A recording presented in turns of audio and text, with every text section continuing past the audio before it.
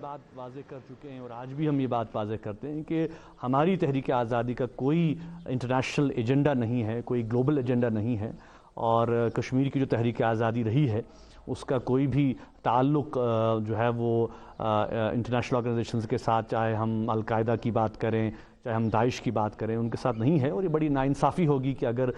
کشمیر کی آزادی کو ان کے ساتھ جوڑا جاتا ہے۔ ہمارا بالکل ایک لمیٹڈ ایک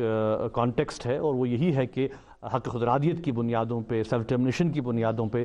کشمیریوں کے ساتھ جو کمٹمنٹس کی گئی ہیں، جو وعدے کیے گئے ہیں، ان کو پورا کیا جائے۔ مجھے نہیں لگتا ہے کہ القاعدہ یہاں کوئی رول کر رہی ہے، اس کی ایگزسٹنس ہے۔ پہلے بھی گورنمنٹ نے اس چیز کو نکارا ہے، بیچ میں ایک دو دفعہ یہ بات آئی تھی، پھر یہ بھی کہا گیا گورنمنٹ کی طرف سے یہ کچھ بچے ڈاؤن ٹاؤن میں بینر بناتے ہیں، اس پہ نام لکھتے ہیں، لیکن فزیکلی اور practically there is no presence of Al-Qaeda in Jammu and Kashmir, and we wish so there should not be any existence of the Al-Qaeda in Jammu and Kashmir.